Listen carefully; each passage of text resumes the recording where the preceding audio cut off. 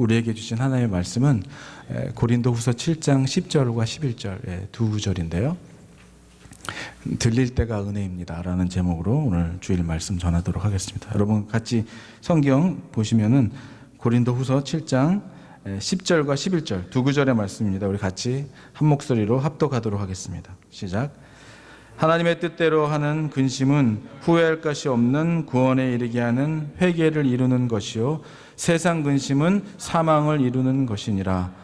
보라, 하나님의 뜻대로 하게 된 이 근심이 너희로 얼마나 간절하게 하며 얼마나 변증하게 하며 얼마나 분하게 하며 얼마나 두렵게 하며 얼마나 사모하게 하며 얼마나 열심 있게 하며 얼마나 벌하게 하였는가. 너희가 그 일에 대하여 일체 너희 자신의 깨끗함을 나타내었느니라. 아멘. 아멘.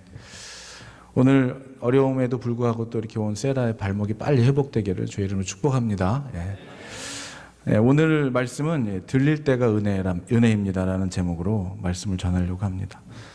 여러분 누구나 이렇게 살아가다 보면은 햇살 가득한 뭐 이렇게 정말 이렇게 햇살 찬란한 일들, 오늘 아까 생일 맞으신 분들의 그런 막 기뻐하는 모습들 보면서 그런 날들도 있지만은 흐리고 캄캄한 날들도 있죠. 또 끝이 없는 것 같은 깊은 터널을 지나가는 것 같은 시간일 때가 있습니다. 그런 시간을 만나게 될 때가 있어요. 여기 계신 여러분들은 아마 이미 그 과정을 또 통과하셨거나 아니면 아직도 그 과정 가운데 지나가고 있는 것 같은 분도 계실지 모릅니다. 그런데 우리가 잊지 말고 기억해야 되는 것은 우리가 지금 어떠한 과정이 있을지라도 그 가운데 늘 오늘 주님께서 여러분과 함께 동행하고 계신다는 사실을 기억하시기 바랍니다. 안 계신 것 같지만 안 계신 것이 아니라 힘들고 어려워도 그 과정을 우리가 지나가도록 옆에서 지금 돕고 계시는 성령님이 우리와 함께 하신다는 사실을 여러분 잊어서는 안 된다는 거예요. 저도 예전에 한번 그 사랑니를 빼본 적이 있어요. 제가 그 어머니 팔순 잔치 때 가서 노래를 해드렸더니만 그 닥터 선생님께서 이빨에 문제가 생기면 공짜로 해주겠다고 그래가지고 한 20년 전에 얘기인데요. 그래가지고 제가 그때 마침 사랑니가 아파가지고 사랑니를 뽑으러 갔었습니다. 그래서 참 이렇게 싼 게 비지떡이라고 그냥 돈 내고 했었어야 되는데 이게 돈 안 받고 가서 하려니까 굉장히 그렇더라고요. 그런데 덴티스트께서 저한테 아프면 손을 들으라는 거예요. 아프면은. 근데 이게 저는 이상하게 그 마취가 안 되더라고요. 이렇게 부분 마취를 했는데. 그래서 계속 누르는데 아파서 계속 손을 들었는데 또 마취제를 더 넣는데 그래도 안 되는 거예요. 나중에는 더 이상 할 수 없다고 그냥 해야 된다고 그래가지고 하는데요. 아프면 손을 드세요. 근데 계속 손을 들어도 막무가내로 하는데요. 너무 아프니까요. 소리도 안 나오고 너무 아프니까 눈물도 안 나오더라고요. 여러분 살다 보면은 그래도 막 아프다고 얘기하고 눈물 흘리고 호소하는 때는 그래도 조금 그래도 힘이 있는 때예요. 여러분 정말 아프고 정말 힘들면요 악소리도 안 나오는 것이죠. 눈물도 안 나와요. 하나님의 말씀이고 옆에 있는 사람의 말이 전혀 들리지 않을 때가 있습니다. 아마 저도 그럴 때가 있었어요. 누구의 말도 오죽하면 제가 제 앨범에 보면은 그 누구의 말도 들리지 않는다고 하는 그런 고백의 찬양을 만든 것도 있었는데 주님 이런 나의 마음도 만져주십니까? 라고 하는 그런 곡을 만든 적이 있어요. 여러분 이런 시간을 지나갈 때는 아무의 얘기도 들리지 않을 때가 있어요. 아니 어떻게 보면은 들리지 않는 것이 아니라 듣고 싶지가 않아요. 듣고 싶지도 않고 다 차단해. 그럴 때는 희한하게 다 차단하고 동굴로 들어가고 싶을 때가 있죠. 근데 그게 사실은 그게 사단의 전략인 거를 우리가 알아야 됩니다. 사단은 우리를 분리시켜야 자꾸 혼자 있게 만들어요. 혼자 막 이상한 생각을 하게 만들고 결국 이상한 결정을 하게 만들죠. 여러분 그래서 우리가 막 너무 힘들고 어렵고 사망의 음침한 길을 걸어가면 아무리 옆에서 좋은 말을 하고 뭘 하고 어떻게 해도 들리지도 않고 듣고 싶지도 않아요. 듣고 싶지도 않습니다. 그런데 그러다가 결국 결정하는 것이 뭐예요? 온전치 못한 결정들을 하게 되고 그리고 결국 이게 끝났어 이제 난 다 끝내고 싶어하고 인생을 끝내고 싶을 때가 있죠. 그런데 우리가 여러분 제가 누누이 말씀드리지만 죽는다고 그게 끝이 아니라는 사실이에요. 해결되는 게 아니에요. 죽음은 해결되는 게 아닙니다. 죽은 후에는 우리에게 기다리고 있는 게 심판이 기다리고 있다는 것이죠. 우리가 어떻게 살았는지에 대하여 최후 심판이 우리를 기다리고 있다는 거예요. 그게 끝이 아니라는 것입니다. 그런 어둠의 시간, 그런 어둠의 시간들을 지나갈 때는 정말 아무의 말도 들리지 않습니다. 그런데 저도 그런 시간을 지나갔을 때가 있었어요. 그냥 빛도 이상하죠. 그럴 때는요, 빛도 싫어요. 그냥 밝은 게 싫어요. 집을 어둡게 만들어 놓고 커튼도 두꺼운 거 쳐놓고 빛이 싫어요. 빛이. 그래서 그냥 어둠 속에서 나가기도, 사람도 만나기도 싫고 그냥 혼자 있고 싶은 것이죠. 그럴 때 제가 그러고 있을 때 찾아온 한 사람이 있었습니다. 찾아온 한 사람이 저에게 진짜 듣기 싫은 말을 했죠. 정말 힘든 얘기를 했는데요. 그 한마디의 말로 인해서 제가 정신을 차리고 어둠의 자리에서 박차고 나왔을 때가 있어요. 그때는 하나님께 돌아오기 전 이야기인데요. 근데 그분의 말씀이 그때는 참 받아들이기 힘들었는데 시간을 지나고 생각해 보니까 참 고마운 분이었다라는 생각이 들더라고요.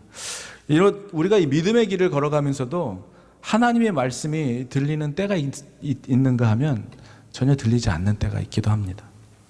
여러 가지 통로를 통해서 하나님 말씀해 주시죠. 사람을 통해서, 설교를 통해서, 자연과 환경을 통해서 일어나는, 내 주위에 일어나는 어떤 그런 일들을 통해서도 말씀하시고 정말 이상한 신비한 일로도 하나님은 말씀하십니다. 말씀으로도 말씀하시고. 그런데 그렇게 말씀을 하셔도 말씀이 들리지 않을 때가 있고 듣고 싶지 않을 때가 있고 또 깨달을 때가 있으면 전혀 깨달음이 하나도 없을 때가 있죠. 말씀을 알아듣지 못할 때가 있다는 것이죠. 근데 또 다른 것은 내가 말씀을 알아들으려 또 말씀에 대한 갈급함도 귀 기울이려고 하는 태도도 사라지게 되는 거예요. 갈망이 없어지면 하나님의 말씀에 귀를 기울이기 힘들죠. 그리고 또 세상 일에 바쁘고 세상 일에 너무 즐겁고 일에 빠져버리다 보면 하나님의 말씀에 가까이 가긴 더 힘들어진다는 것입니다. 이런 삶의 환경에서 또는 여러 가지 시대 상황에 따라서 지금 말씀의 홍수처럼 여러분 마트에 가면은 막 CD니 인터넷에 수없이 많은 말씀들이 있지만 정말 생명과가도 그 내 영혼을 살릴 만한 생명과가도 말씀에 기근이 올 때도 있다는 것입니다. 그런데 또 내 의지와는 상관없이 여러분의 의지와는 상관없이 하나님이 은혜를 주시기로 작정을 하면 어떠한 상황과 환경 속에서라도 깨달아지고 들릴 때도 있다는 것입니다. 저는 여러분들에게 그런 은혜가 있게 되기를 주의 이름으로 축복합니다. 여러분 사도행전 그 오순절 성령의 강림의 사건을 보면은 함께 모여있던 사람들의 믿음의 아마 경중은 다 달랐을 겁니다. 믿음의 그런 어떤 사람은 초신자도 있었을 것이고 어떤 사람은 막 열심히 믿어왔던 여러 가지의 믿음의 신앙 깊이와 상관없이 모였던 모든 사람들의 성령을 체험했고 성령을 받았죠. 하나님의 역사가 모인 그들에게 전부 일어난 것입니다. 인간적인 노력하고는 상관없이 위로부터 하나님의 은혜를 부어주시는 때가 있다는 것이죠. 이런 때는 여러분 모두가 은혜를 받는 것입니다. 이런 시대를 산다는 것은 축복이고 이런 교회를 만난다는 것도 축복입니다. 저는 우리 교회가 그런 정말 시시때 없이 하나님의 은혜가 부어내리는 나의 의지와 상관없이 그냥 피곤한 몸을 이끌고 왔다가도 성령의 충만한 은혜를 받고 돌아가는 이 자리가 되기를 주의 이름으로 축복합니다. 하늘의 문이 열리는 자리, 하나님의 임재를 경험하는 자리, 구경하러 왔던 사람들도 하나님의 임재를 경험하는 은혜의 자리가 되기를 축복하는 것입니다. 여러분 그러니까 결국은 뭐예요? 은혜는 우리의 갈급한 마음도 필요하지만 하나님께 달려있다는 거예요. 하나님이 주시기로 작정하면요 우리와 의지와 또 우리의 계산과 상관없이 놀란 은혜가 부어지는 것이죠.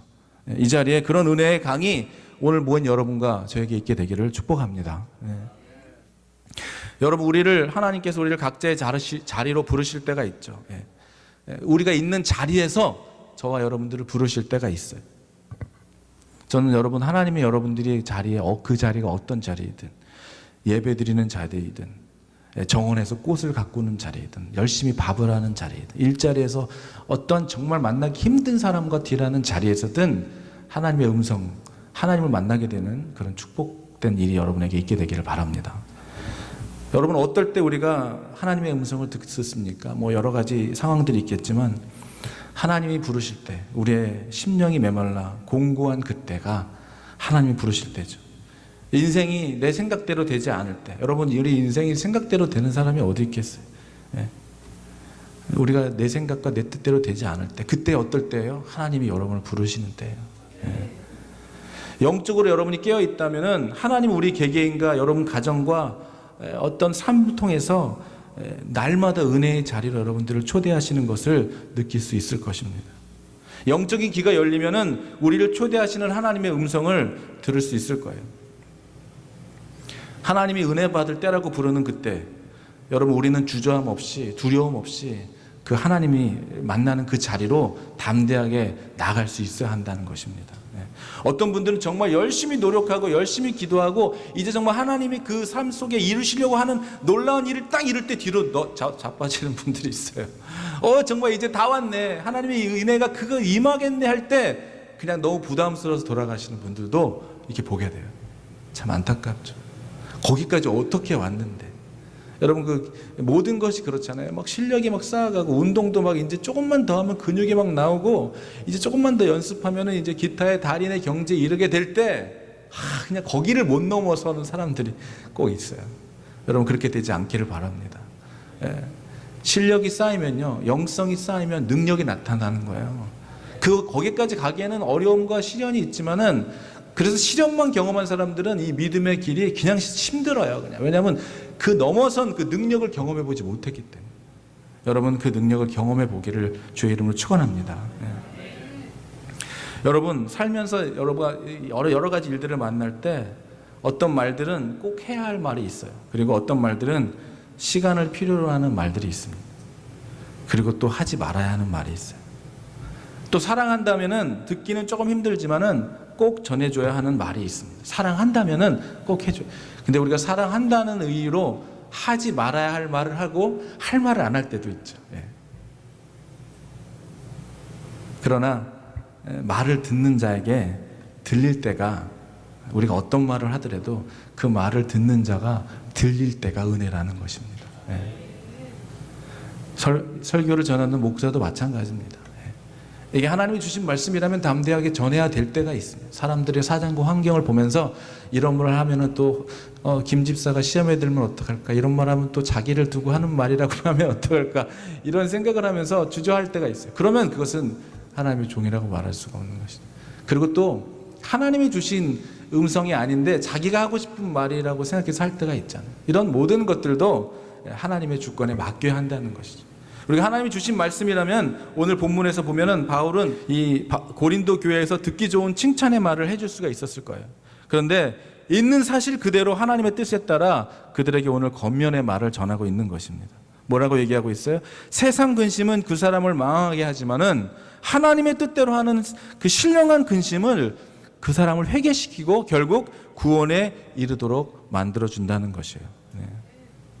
여러분, 저와 여러분들은 누구나 후회 없는 삶을 살기를 원합니다. 그러나 여러분, 지나온 시간들을 생각해 보면 정말 만족하십니까? 후회할 것이 없으십니까? 정말 후회할 일이 얼마나 많이 있다는 것을 우리가 인정하게 되죠. 이제 정말 남은 시간들, 우리에게 남은 시간들을 후회 없는 삶을 살기 위해서는 지나온 힘들었던 시간들은 모든 그런 기억을 벗어버리고 이제 주님 앞에 소망을 두고 주님의 말씀을 의지하면서 모든 상황 속에서 주님만 선택하고 바라보는 그런 삶을 살아가게 되기를 축복합니다. 그런 하나님의 음성이 들리고 그 말씀에 순종하며 살아가기를 제가 기도하는 거예요. 여러분, 우리가 어떠한 환경 속에서도, 어떠한 환경 속에서 불구하고 행복과 즐거움을 배울 수 있을 때 그것을 우리가 성숙한 믿음의 사람이라고 얘기하죠.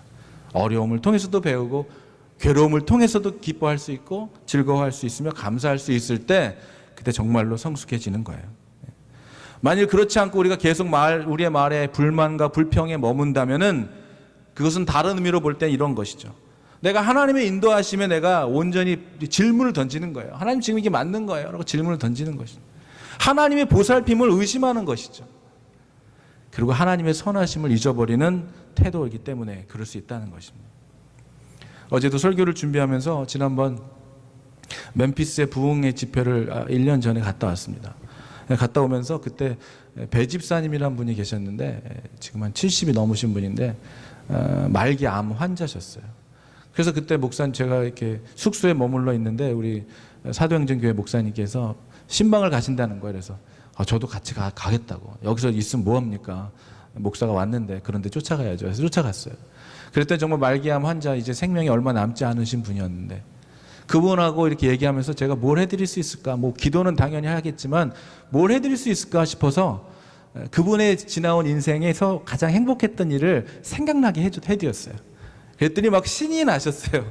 본인의 전성기 때 막 아내를 만나가지고 막 행복했던 때를 제가 일부러 막 그런 얘기를 막 이렇게 질문을 드리면서 인터뷰하듯이 막 물어봤더니 옛날 얘기를 하면서 이분이 살아나시더라고요. 예. 그리고 그때부터 인연이 돼서 가끔 이제 안부를 물으면 아직도 살아계시다. 그리고 더 건강해지셨다고. 또 언제는 또 다시 병원에 입원하셨다고. 뭐 이러면서 금방 돌아가실 것 같은 분인데 지금 어제도 통화를 했어요. 예. 어제도 전화를 왔길래 목사님이 바꿔주시더라고요. 그런데 이제 많이 좋아지지는 않았지만 그러면서 그 사도행전 교회에서 저에게 9월 달에 한 번 더 와달라는 거예요. 부흥회를 인도해달라고. 그래서 그분에게 그때까지 저 집사님 만약에 제가 가게 되면 살아계셔서 우리 꼭 만나자고 이렇게 얘기를 했는데요. 여러분 우리의 생명은 우리의 것이 아니고 하나님께 모든 게 있다고 믿는다면은 하나님 우리가 이렇게 되든 저런 환경에 있든 이렇게 됐든 저렇게 됐든 간에 하나님께 맡긴 주권이라면 우리가 그 안에서도 기뻐하고 감사할 수 있어야 한다는 것입니다. 네. 여러분 오늘 이 말씀을 보면서 저는 구약의 사건 하나가 생각이 났어요. 구약의 선지자 중에는 하나님의 말씀을 두렵고 떨리는 마음으로 토시 하나 틀리지 않고 왕에게 전했던 선지자들이 있는가 하면은 왕의 마음에 흡족하게 하기 위해서 이 엉터리로 거짓 예언을 했던 사람들도 참 많죠. 그런데 여러분 우리가 이렇게 쉽게 얘기할 수 없는 것이 하나님이 주신 말씀을 그대로 대언했다가 얼마나 많은 핍박과 환난을 당하고 죽기까지 했던 선지자들이 얼마나 많이 있었기 때문에 그 임금의 사정을 살피지 않고 얘기했다가는 그리고 또 임금이 그렇게 충만한 믿음의 사람이 아니었을 때는 그냥 사정 없이 죽여버리고 그랬던 일들을 우리가 보게 됩니다.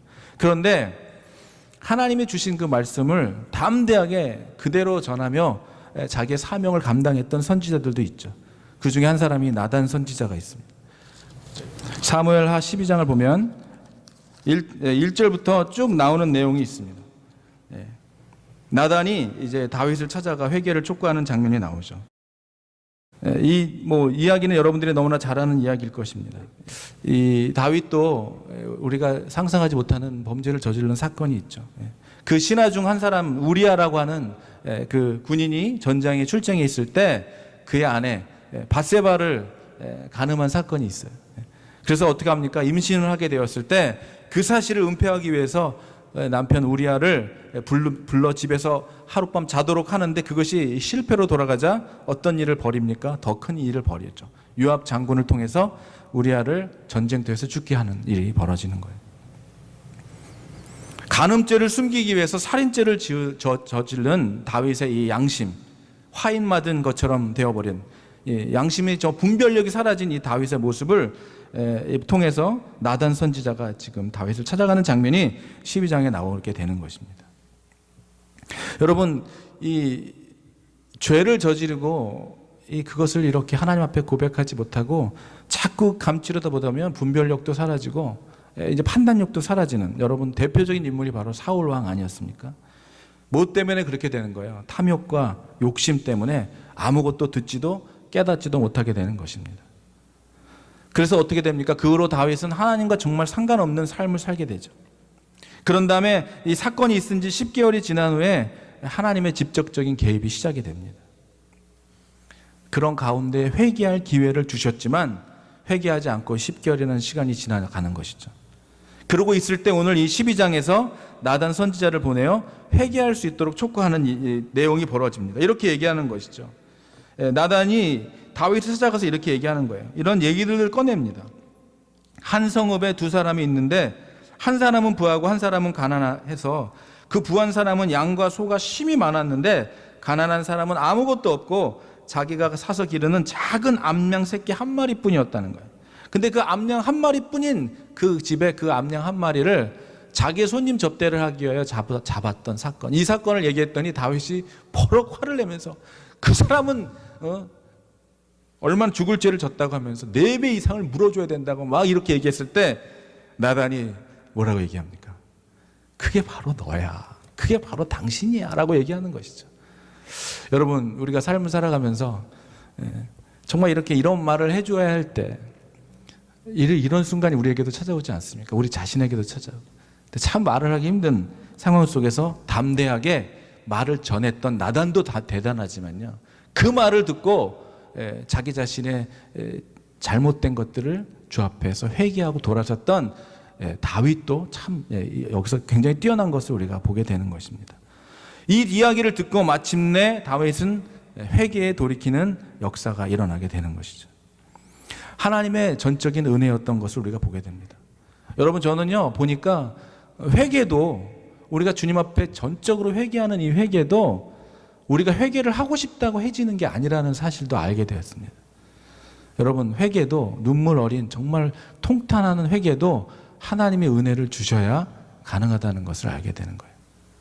오늘 그에게 은혜를 주셨던 하나님의 전적인 은혜로 회개하게 됐던 이 놀라운 다윗의 고백은 오늘 이 본문의 말씀을 읽으면서 다시 한번 떠올리게 됩니다. 또 하나의 구약 사건 가운데 놀라운 사건이 22장에 나오는데, 여러분이 아시는 대로 이 민수기는 출애굽에 이어서 이스라엘 백성들이 이제 애굽에서 나온 다음에 어떻게 됐습니까? 2년간 그 시내산에서 지낸 다음에 시내산을 출발해서 이제 가나안으로 들어가기 직전인, 이제 그들이 한동안 모압 평지에 이르는 그 38년 동안의 여정과 그 사이에서 일어난 것을 기록한 내용인데요. 이 이야기는 이스라엘이 그 모압 땅에 접근할 즈음에 그 모압 왕 발락이라는 왕이 이스라엘이 자기 땅으로 진입한다는 소문을 듣게 됩니다. 그 당시에 정말 엄청난, 하나님이 정말 축복하셔가지고 그 자손들을 엄청 많이 낳게 하셨죠. 그것뿐만이 아닙니다. 그들이 키우는 가축과 그들이 키우는 그 소도 수가 엄청나게 많았다는 것을 보게 돼요. 오늘 민수기의 22장에 보면은 재미난 표현들이 있는데요, 이렇게 표현하고 있습니다. 민수기 22장 전체를 보면은 그들이 이제 모압 평지에 진을 치기 시작하죠. 그리고 이제 그 발락이라는 왕이, 모압 왕 발락이라는 왕이 이들이 그곳을 지나간다는 이제 얘기를 들으면서 어떠한 걱정을 하냐면은 4장에 이렇게 걱정하고 있어요. 미디안 장로들에게 이르되 이제 이 무리가 소가 밭의 풀을 뜯어먹음과 같이 우리 사방에 있는 것을 다 뜯어먹으리로다 하니, 그때 십볼의 아들 발락이 모압 왕이었다. 그 수가 얼마나 많은지 그 가축과 소가 뜯어먹고 또 그 사람들이 먹고 살 것을 생각하니까 이게 정말 초토화가 될 것 같은 이런 걱정을 했다는 것이죠. 이런 걱정을 하면서 일어났던 그 사건이 이 이야기의 내용입니다. 그래서 뭐라고 어떻게 이 처리를 합니까? 그들의 수가 너무 많아져서 걱정하고 번민하였다고 말하고 있어요. 발락은 이 사신들을 보내서 발람이라고 하는 예언자를 부릅니다. 그래서 그 예언자를 통해서 그들을 저주하게 만들죠. 그런데 그 일을 하기 위하여 사신들이 발람을 찾아갑니다. 그래서 그에게 이제 회유하기 시작하죠. 너가 와서 이스라엘 민족들을 저주해라고. 그런데 어떤 일이 벌어져요? 하나님이 나타나시죠. 넌 절대 그들을 저주하지 마라. 가지도 말아라. 그래서 이제 가기를 거절합니다. 그런데 이제 어떤 일이 벌어집니까? 발락 왕이 더 많은, 또 더 유혹하고 미혹할 수 있는 더 큰, 거절할 수 없는 제안을 통해서 사신들을 보내게 돼요. 그 사신들의 제안을 통해서 결국 하나님이 허락은 하셨지만 너무 신난 나머지 그 나귀를 타고 떠나는 그 사건이 오늘 22장에 나오는데요. 너무나 재미난 사건이 이 가운데 나옵니다. 그래서 나귀를 타고 이제 가는 길에 놀라운 일이, 역사적인 일이 벌어져요. 그 나귀를 타고 가는데 천사가 나타나서 그 길을 가로막은 것이죠. 그래서 그 놀래 자빠진 그 나귀가 넘어질 뻔하면서 이 발람이 그것으로 인하여 어려움이 처하게 된 사건입니다. 그래서 놀래가지고 지금 어떤 일을 하냐면요, 28절입니다. 28. 제가 말씀드리고 싶은 것은 지금 발람이 너무 놀래가지고 지팡이로 나귀를 때렸어요. 때렸더니 28절에 이런 일이 일어나는 거예요. 여호와께서 나귀의 입을 여시니 발람에게 이르되 내가 당신에게 무엇을 하였기에 나를 이같이 3번을 때리느냐. 여러분, 지금 인류 최초의 나귀가 말을 하는 사건이 일어난 거예요. 여러분, 하나님이 하시면요, 나귀도 말을 합니다. 하나님이 우리에게 말씀하시려고 하면요, 나귀를 통해서도 말씀을 하시는 거예요. 자연을 통해서도 말씀하시는 거예요. 그런데 저는 이걸 보면서 더 놀랐던 거는 뭐냐면 29절입니다. 발람이 나귀에게 말하되, 아니 사람이 지금 나귀가 말했는데 놀라지도 않아요. 인간에게 지금 나귀가 말을 했는데 놀라지 않고 그들이 대화가 시작이 돼요. 이렇게 얘기합니다. 발람이 나귀에게 말하되, 내가 나를 거역하기 때문이니 내 손에 칼이 있었다면 곧 너를 죽였으리라. 그런데 또 대화를 하기 시작합니다. 나귀가 발람에게 이르되, 나는 당신이 오늘까지 당신의 일생 동안 탄 나귀가 아니냐? 내가 언제 당신에게 이같이 하는 버릇이 있었더냐? 그가 말하되 없었느니라. 여러분, 나귀와 인간이 지금 컨버세이션, 대화를 하는 장면이 이루어지는 거예요. 놀라지도 않습니다. 놀라지도 않아. 그러면서 이 나귀와 대화를 하면서 결국 어떤 일이 일어나냐면, 이것을 보면서 우리가 깨달아지는 게 있어요. 하나님이 말씀하시길 원하면 무엇을 통해서라도 우리에게 다 말씀하신다는 사실입니다. 그런데 더 놀라운 건 뭐냐면요, 나귀도 본 천사를 이 지금 발람은 보지 못했다. 발람이 어떤 사람? 예언자잖아요. 나귀도 본 사건을 지금, 천사를 지금 발람은 보지 못했다는 거예요. 이것은 무엇 때문입니까? 그가 지금 얼마나 욕심과 탐욕에 사로잡혀서 눈이 멀어서 영적으로 무감각해져 있다는 것을 보게 되는 거예요. 여러분, 그는 선지자였고 예언을 한 사람이었는데도 지금 그 왕이, 발락 왕이 제안한 그 놀라운 제안에 완전히 마음이 빼앗겨 버려서 영적인 눈이 어두워져 버린 거예요. 귀도 어두워져 버린 거예요. 지금 천사, 여러분, 동물도 나귀도 본 그 영적인 사건을 보지 못했고 듣지 못했다는 사건이 여기서 일어나게 되는 것입니다. 그래서 결국은 어떻게 됩니까? 결국은 저주하러 갔다가 결국 오히려 축복하고 돌아오는 사건이 일어나게 되죠. 여러분, 오늘 이 고린도 후서 7장 10절은 그렇게 얘기합니다. 하나님의 뜻대로 하는 근심. 그 전 구절입니다. 하나님의 뜻대로 하는 근심은 뭘 얘기하는 거예요? 세상 근심. 하나님의 뜻대로 하는 근심과 세상 근심이 있다는 것을, 바울은 두 종류의 근심이 있다는 것을 얘기하게 있는데, 결과는, 여러분, 선택은 자유이지만 그 선택했던, 그 결정했던 것에 대한 것은 우리는 결국 자유해질 수 없다는 거예요. 선택은 자유이지만 그 결과들을, 하나님의 뜻대로 하는 근심과 세상적인 근심을 통해서 나타나는 결과는 완전히 극명하게 다르다는 것을 말해주고 있는 것을 오늘 이 말씀을 통해 보여주시는 것입니다. 하나님의 뜻대로 하는 근심은 구체적으로 무엇을 가리키는 것일까요? 여러분, 하나님이 뜻대로 하는 근심이 무엇입니까? 그것은 우리의 자기의 행위가 하나님의 판단에 합당한 것인가를 생각하여 볼 때, 우리가 자기 잘못을 진정으로 뉘어치고 돌아치는 데까지 나아가는 그런 근심을 얘기하는 거예요. 죄에 대한 근심이고 하나님의 은혜를 저버린 것에 대한 근심, 신령한 근심이라고 말할 수 있죠. 여러분, 이러한 여러분의 양심과 여러분의 믿음에 화맞은 자 되지 않기를 바랍니다. 이런 근심이에요. 내가 이렇게 하는 것이, 여기 오신 분들도 얼마나 그런, 여러분들의 늘 날마다 하는 고백을 통하여 내가 이렇게 하나님이 하시는 거를, 이렇게 신앙생활 하는 걸 하나님이 기뻐하시지 않겠지 하는 그런 것들, 하나님의 뜻대로 하는 근심.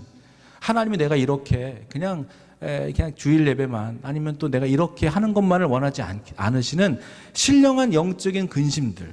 그래서 내가 이렇게 사는 것을, 내가 이렇게 말하는 것을, 이렇게 행하는 것을 주님은 기뻐하지 않겠지.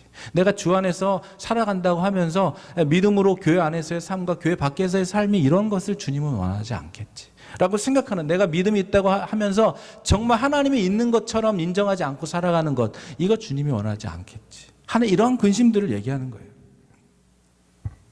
이에 비해서 세상 근심은 어떤 것입니까? 내가 분노하고 원한을 품게 되고 자기를 정당화시키기 위하여 애쓰는 그런 근심들이죠.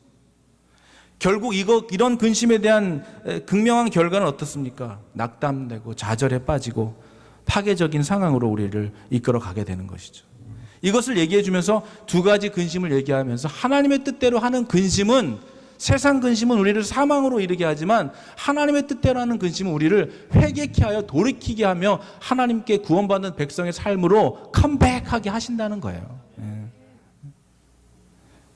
11절 오늘 두 번째 말씀은 고린도 교회에게 하는 이 말씀이죠.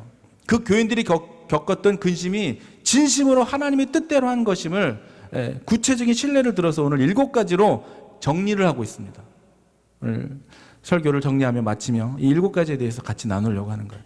여러분, 이런 근심, 하나님의 뜻대로 하게 된 이 근심이 어떠한 일을 일으킨다는 거예요? 첫 번째, 너희를 간절하게 했다는 거예요. 교인들이 잘못된 것들에 대하여 그 심각성을 진지하게 의식하게 됐다는 거예요. 그것을 바로잡고자 하는 열심을 갖게 되었다는 것입니다. 이렇게 살면 안 되는 것이지, 하나님이 우리를 이렇게 만들지 않고 이렇게 부르지 않고 우리 교회가 이런 방향으로 가는 것을 정말 원하지 않는 그런 것을 깨닫게 되며 인식하며 됐던 간절함을 이루게 했다는 거예요. 그리고 얼마나 변증하게 했다. 이건 변명하게 했다고 하는 그런 의미가 아니라 자기들의 잘못을 인정하고 그 잘못을 인정하고 그들의 입장에 대해서 탄원했던 것, 그것을 대해서 변증했던 것을 얘기하고 있는 것입니다.